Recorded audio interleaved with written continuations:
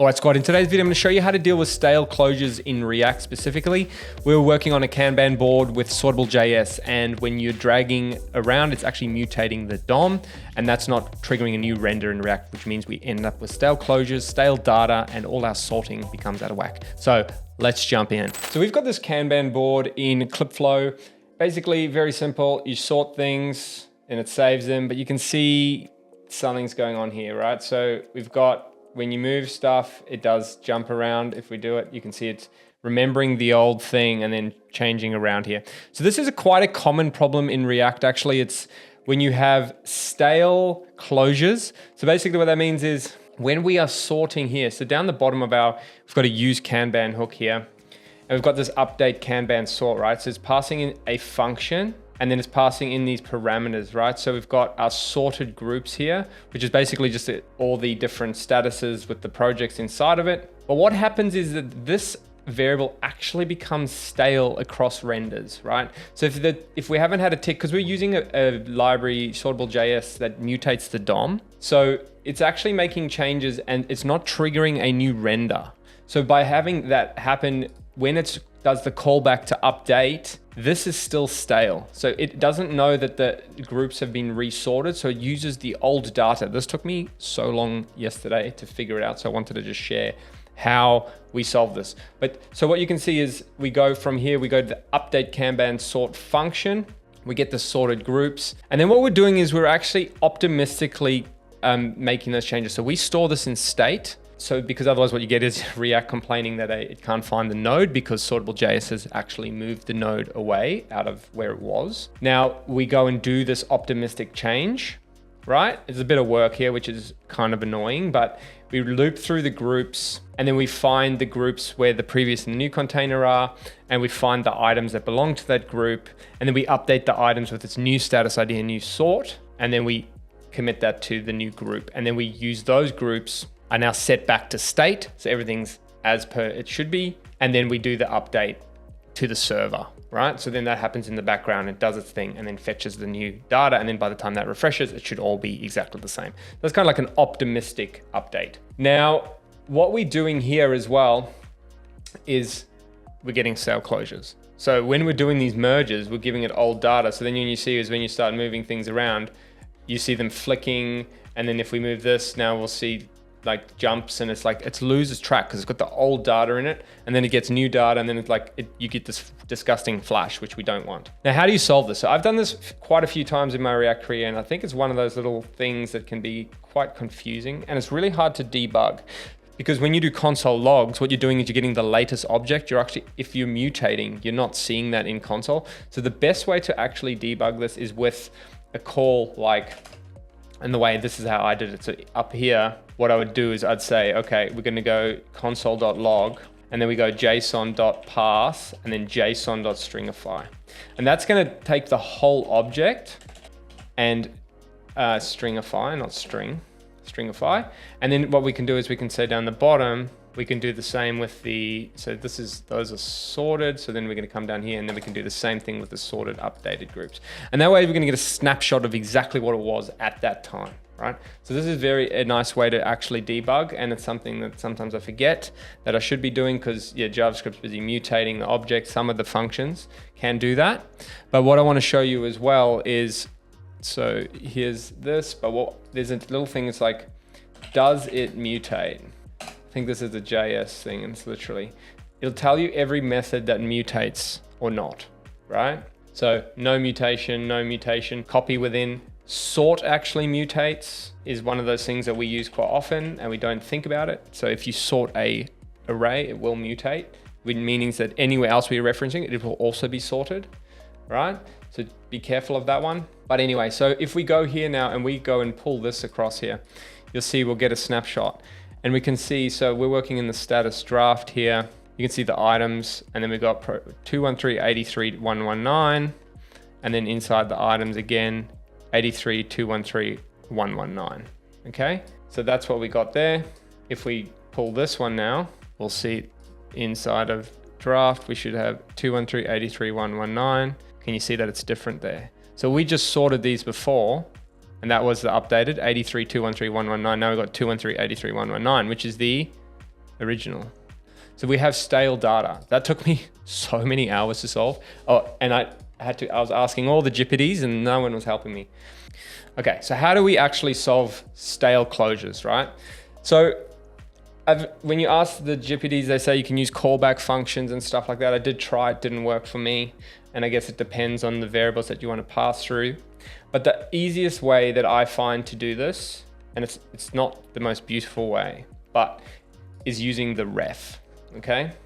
So what we're doing here is we're taking the sorted groups and we're assigning it to the ref here. And that's the initial one, right? This will not get updated unless you manually update it. So you need to keep that in mind. Then what we have here is a use effect. I can see why people say React's confusing, right? Sometimes. But here we have a use effect, and when sorted groups change, we are reassigning sorted groups current. So it's basically just reassigning this ref to the latest one. So whenever that gets updated, okay? So that's all good. Then what we do here is instead of passing sorted groups through, we've now passed the ref. So we pass refs around. So if we jump back into our Kanban function, we can get rid of sorted groups, and now we just pass this ref through. And then inside of the sorted, in this one here, we can now get rid of that and we can use this ref. So we don't have this anymore. We don't have this line because here we were mapping over the sorted groups directly. Now we're going to map over the sorted groups ref.current. So whatever the ref is, we're going to update. We're going to use that. So that's the latest. And then we're going to get rid of this guy. And then what we're going to do here now is we're going to, once we've done the full update, the optimistic update, we're going to assign that to the current ref here. Okay, so we're basically doing our work on the recurrent and then updating it. And then we're setting our state here, okay? Because that's gonna actually trigger a render as well. So let's have a look at what that looks like now. Hopefully I've fixed all the code there and reverted back. But if we change that, oh, I've missed something. There's something missing here. Let me see it. Imagine if I just found a bug again. That would be so annoying. Something's not right here. Sweet, so I have actually found a bug.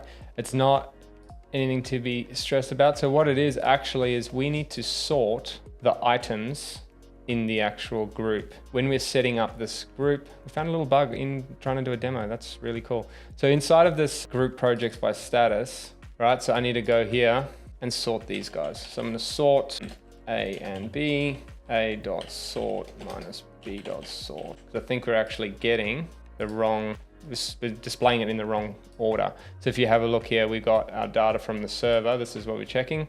So we've got 213 with a sort of 0. We've got 119 with a sort of 1. And then we've got 83 with a sort of 2. All right. So now if we just refresh for sanity, and then hopefully this works now. There we go. Okay. So you can see now we're not getting any jumping. Like before, when I would drag something else, I'd get the pre-render here flicking around and doing all sorts of nonsense. So this was a really annoying bug. And the reason why I did it this way was usually in the old implementation in Rails, we were doing a JSON request at the end, and that wouldn't affect the DOM because it's like, we're not updating the DOM based on that. The DOM's kind of the source of truth. But now with React, we are actually sending an update, and I could have just done the JSON thing and been lazy and just moved on with my life. But what I want to do here is I'm actually fetching ideas and projects on completion, because what this allows is we have the ability, which we haven't implemented just yet in the old one. So if I open up the old one here and you can see it, we have, oh, it's not, let's go to Ken's team. You got the ideas, right?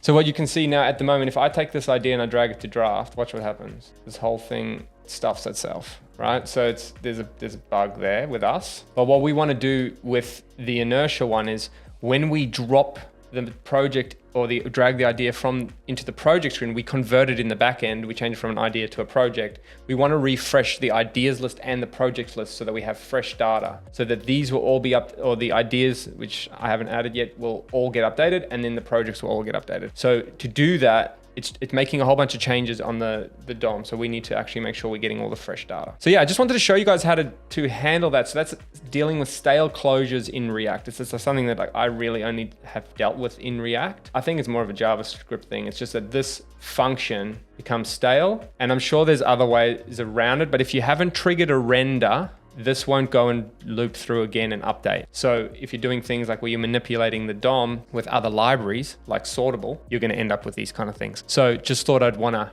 highlight that for you guys. Also, I'm just thinking here, there's actually probably quite a few ways you could also fix this problem.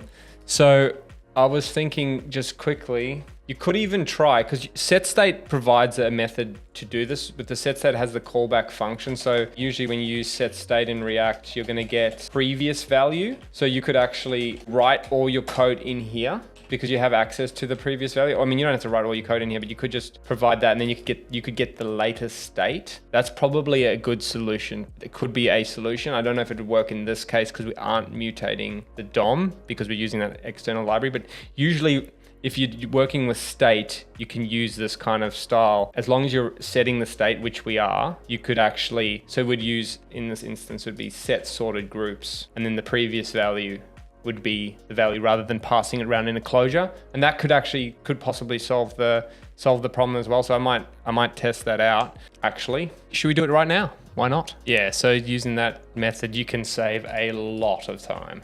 A lot of nonsense, right? So I've just cleaned up this and it looks like we are actually golden. So don't need all of this ref nonsense, don't need memos, don't need effects, just using the state straight up. And it seems like everything's working. That could be my famous last words, but for what I can see right now, lots simpler. Simpler code's always the best, right? Funny that no Jupyter recommended that, but anyway, here we are. All right, so I'm gonna try this and see if we can actually do it. So the previous value would now be sorted groups, right? So we don't need to pass that in anymore. And then what we're gonna do here is basically just grab all this code like that, pop it in here. And I'm gonna see if this actually works, because if it does, that'd be cool too. Could tidy up the code a bit. I'm just gonna close all this off. Actually, we don't need it. I might just return here just to let that code go away. All right, so we've got sorted groups here. Now we're gonna go sorted groups. I might even call it previous sorted groups. We've got updated groups there, and then we're gonna just return, I believe, from there. So now we're setting the state, all right? So that's the merge sort changes. And now if we go through here, we can basically ignore all this stuff, and that should, let's give it a spin and see what happens. I think, let's see if that actually happens, because that is a solution. It could be interesting. Looks like it is, right? So that would have saved me a lot of time. You don't have to do all this nonsense that I've done here. You could just use the state. So that's another way to solve it. So you can use a ref. It depends on your scenario. If I wasn't using set state here, I would have to use a ref. But it looks like we can actually get away just using passing that. And I only figured that because I was looking at the other articles on where else you would experience closures or stale closures. So that's it. So what we can do here is we use the set state and we just get the previous value, because then we're getting the latest one. And that's what we really care about, because the value coming out of our hook was old. So that works. So there's another way to do it. Just use the set state, use the previous, and then use that and then return your updated value, and Bob's your uncle. All right, that's it. Catch you guys later.